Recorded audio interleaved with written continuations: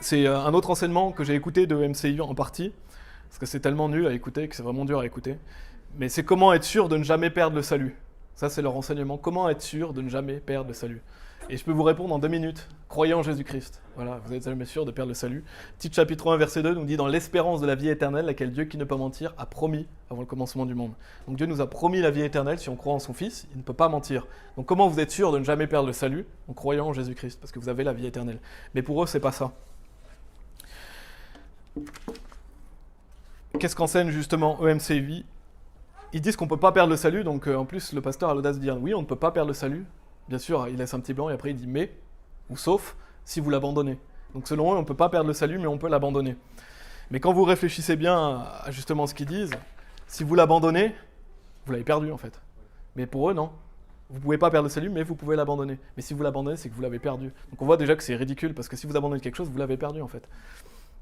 Donc eux, ils disent non, non, non, on ne peut pas perdre le salut, on peut juste l'abandonner.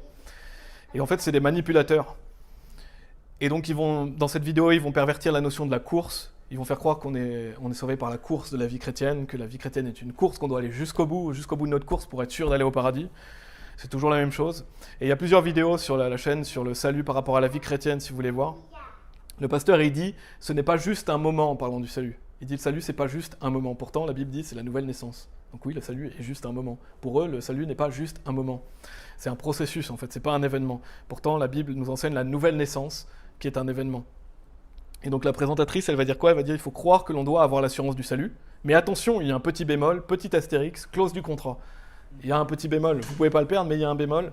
Et ils utilisent 2 Timothée, chapitre 2, versets 11 et 12. C'est un propos fidèle, car si nous sommes morts avec lui, nous vivrons aussi avec lui.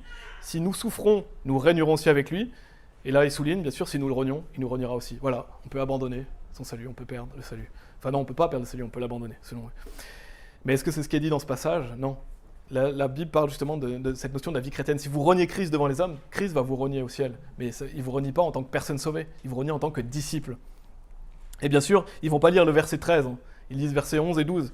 Ils ne lisent pas le verset 13, parce que quand on lit le verset 13, ça débunk tout ce qu'ils viennent de dire. Parce que le verset 13 dit, si nous ne croyons pas, il demeure cependant fidèle, il ne peut se renier lui-même. Donc le verset 13 montre que Dieu est fidèle, il ne peut pas se renier lui-même. Et ils vont s'arrêter au verset 12, parce que le verset 13, ça ne les arrange pas, ils l'enlèvent. Et Dieu est fidèle, on ne peut pas perdre le salut, et on ne peut pas abandonner le salut. Pour eux, abandonner le salut, on l'abandonne si on ne persévère pas, si on ne fait pas ce que Dieu nous a dit de faire. C'est comme ça que vous pouvez abandonner votre salut, si vous ne persévérez pas jusqu'à la fin, si vous ne faites pas ce que Dieu a dit que vous fassiez. Mais on sait que la Bible nous dit, dans Jean chapitre 1, verset 12, « Mais à tous ceux qui l'ont reçu, à eux il a donné pouvoir de devenir fils de Dieu, les fils de Dieu, c'est-à-dire à ceux qui croient en son nom. » Donc le salut, c'est la nouvelle naissance. Maintenant, posez-vous la question, si vous êtes né de nouveau, est-ce que vous pouvez dénaître? Est-ce que vous pouvez arrêter d'être l'enfant de Dieu? Non, parce que selon eux, si on abandonne son salut, c'est qu'on est déné en fait, on dénaît. Et combien de fois on doit renaître? Non, la naissance, d'ailleurs, la logique nous le prouve qu'une fois que vous êtes né, vous êtes né. C'est pareil avec la naissance spirituelle, une fois que vous êtes né de nouveau, vous êtes né de nouveau, vous ne pouvez pas arrêter d'être l'enfant de Dieu. De même, la vie éternelle, si vous pouvez abandonner la vie éternelle, est-ce qu'elle était éternelle? Non, ce serait une vie temporaire. En fait, leur doctrine, elle n'est pas logique. Non seulement on voit avec naître de nouveau, avec la vie éternelle, mais il y a plein d'autres points qu'on pourrait montrer. Et d'ailleurs, ils ne disent pas si on peut retrouver le salut qu'on a abandonné. Ils ne disent pas si on peut le retrouver, après le reperdre, enfin le re-abandonner, non, ils ne le disent pas ça. C'est complètement ridicule. Donc pour eux, c'est l'abandon de la foi qui nous fait perdre, qui nous fait abandonner le salut. Ça veut dire si vous abandonnez la foi. Et on va voir ça un peu. Parce qu'ils ne disent pas que c'est les péchés, parce qu'ils savent que les gens pêchent. Ils ne vont pas leur dire que c'est vos péchés qui vont vous faire abandonner le salut. Ils vont dire que c'est si vous abandonnez la foi. Mais ce qu'il faut savoir, c'est que le jour où vous avez cru en Jésus-Christ, vous avez reçu l'Esprit Saint. Et Éphésiens 4, verset 30 nous dit « Et n'attristez pas le Saint-Esprit de Dieu par lequel vous êtes scellés jusqu'au jour de la rédemption. » Donc quand vous avez reçu l'Esprit Saint, vous en êtes scellés. Ça veut dire quoi? Ça veut dire que l'Esprit Saint vit en vous pour toujours. Maintenant, comment vous pouvez interpréter ce verset si vous pouvez abandonner votre salut? Ça veut dire quoi? Vous abandonnez votre salut, mais l'Esprit Saint est toujours en vous? Vous avez toujours l'Esprit de Dieu, mais vous avez abandonné votre salut? Parce que la Bible dit qu'on ne peut pas perdre l'Esprit Saint. On en est scellé jusqu'au jour de la rédemption. Donc on voit, encore une fois, que c'est ridicule, parce que quand l'Esprit Saint est en vous, il vit en vous pour toujours. Le fait d'être scellé du Saint-Esprit, ça prouve qu'on ne peut pas perdre ni abandonner le salut. Et Romains chapitre 8, verset 16 nous dit aussi « L'Esprit lui-même rend témoignage avec notre esprit que nous sommes les enfants de Dieu. » Quand vous avez l'Esprit Saint vous rappelle toujours que Dieu est votre Père. Ça veut dire quoi? Ça veut dire que vous ne pouvez pas arrêter de croire en Jésus-Christ. Eux disent qu'on peut arrêter de croire en Jésus-Christ. La Bible dit qu'on ne peut pas, parce que l'Esprit Saint vous rappelle toujours que Dieu est votre Père. Et on a dans Hébreux chapitre 12, verset 2 aussi, Je lis assez rapidement parce que le message est long, les versets. Mais la Bible dit « Regardons à Jésus, l'auteur et le finisseur de notre foi ». Je vais dire que le début du verset, mais Jésus, c'est l'auteur et le finisseur de notre foi.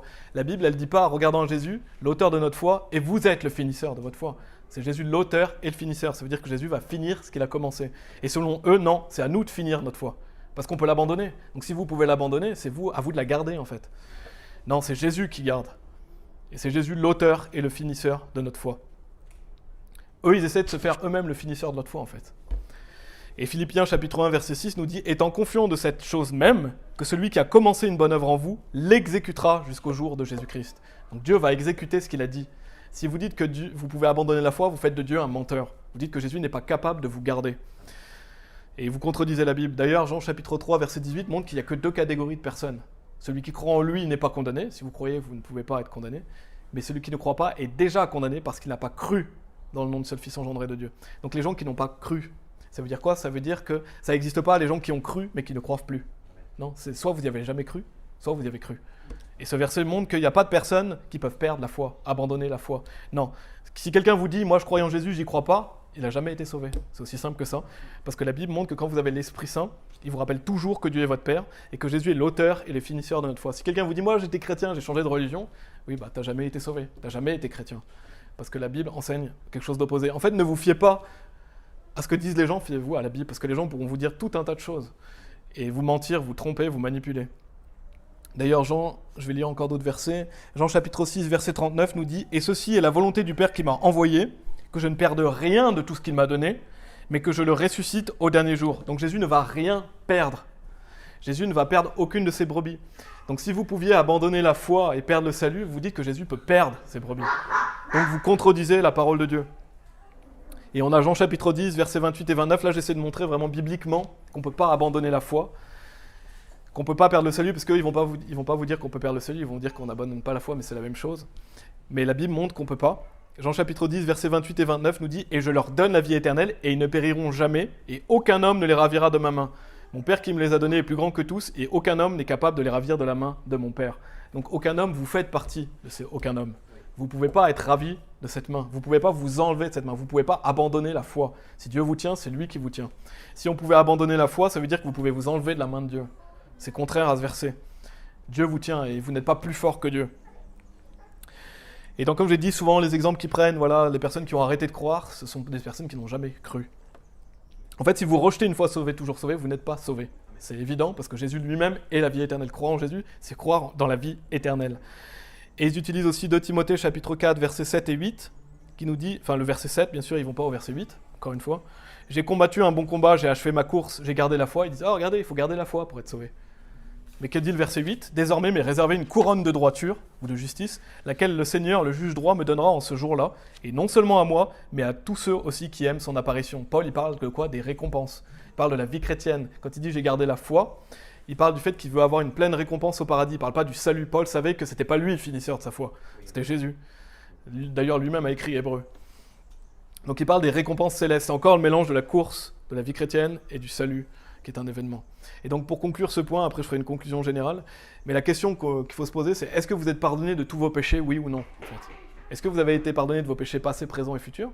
Ou est-ce qu'il reste encore des péchés sur vous ? Parce que si vous pouviez abandonner la foi, bien sûr on ne peut pas, ce serait un péché. Donc ça veut dire qu'il n'a pas été pardonné. Donc vous n'avez jamais été pardonné de vos péchés en fait. Et donc si vous pouvez perdre le salut en abandonnant la foi, vous pouvez le perdre en mentant, vous pouvez le perdre en ayant des mauvaises pensées, avec tout en fait. Parce qu'un simple péché vous ferait perdre le salut. Parce que si vous n'avez pas été pardonné de tous vos péchés, vous perdez le salut dès que vous péchez. Donc on voit bien que c'est ridicule même avec cette notion du pardon des péchés, parce que le pardon des péchés il est définitif et total et automatique quand vous croyez en Christ. C'est une fois pour toutes. Donc on voit clairement que MCI, c'est une chaîne du diable qui trompe et qui déçoit les auditeurs. En fait, ils damnent les gens, ils enseignent des faux saluts.